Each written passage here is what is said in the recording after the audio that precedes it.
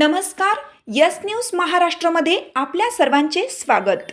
वीट वाहतुकीत शेडनेट न वापरल्याने नागरिकांच्या आरोग्याला धोका. अखिल भारतीय स्वाभिमानी संघर्ष सेनेची तहसीलदारांकडे तक्रार. ईश्वरपूर शहरात मोठ्या प्रमाणावर सुरू असलेल्या वीट वाहतुकी दरम्यान अनेक वाहनांवर शेडनेट किंवा ताडपत्री न लावता विटांची वाहतूक केली जात असल्याने नागरिकांच्या आरोग्याला गंभीर धोका निर्माण झाला आहे.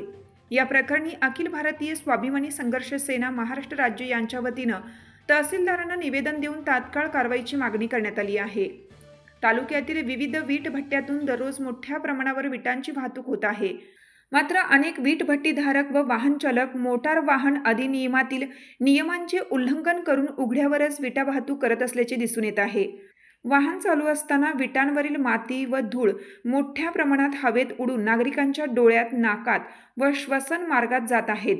याचा सर्वाधिक त्रास लहान मुले, वृद्ध नागरिक, दुचाकीस्वार व पादचाऱ्यांना सहन करावा लागत असून धुळीमुळे श्वसनाचे आजार वाढण्याची भीती व्यक्त केली जात आहे.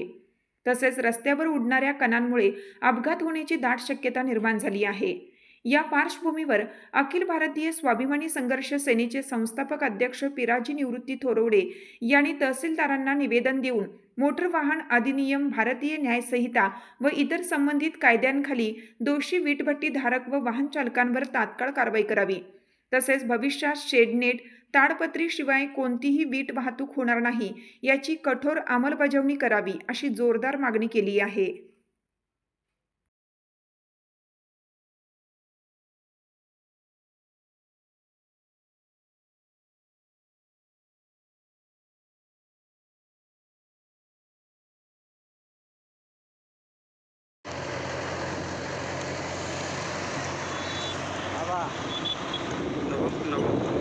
आज इस्लामपूर तहसीलदार यांना एक निवेदन दिलेलं आहे.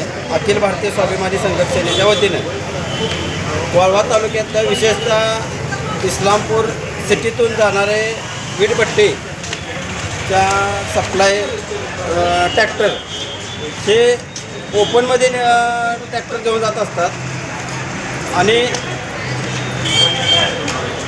ट्रॅक्टरमध्ये जे विटो असणारी धूळ हे टू व्हीलरवाल्यांच्या डोळ्यात जाऊन ॲक्सिडेंट होण्याची बहुतेक शक्यता ॲक्सिडेंट झालेले आहेत. आणि बरेच वेळा त्यांना तहसीलदार यांनी मागच्या वेळीसुद्धा सांगितलं होते की तुम्ही नेताना त्याच्यावर ताडपत्री किंवा शेडनेट बांधून बांधून ते वाहन बंदिस्त करून नेत जावा.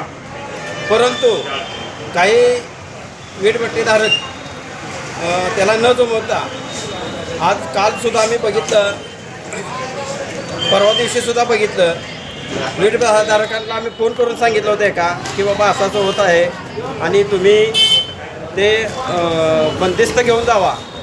परंतु त्यांनी उडवण्याची भाषा दिली. आज आम्ही तहसीलदार यांना एक निवेदन दिलं आहे. असंच निवेदन वाहतूक शाखेत देणार आहे.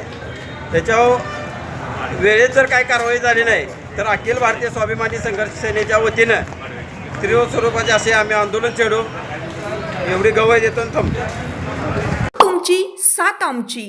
यस न्यूज महाराष्ट्र चॅनलला लाईक करा व सबस्क्राईब करायला विसरू नका.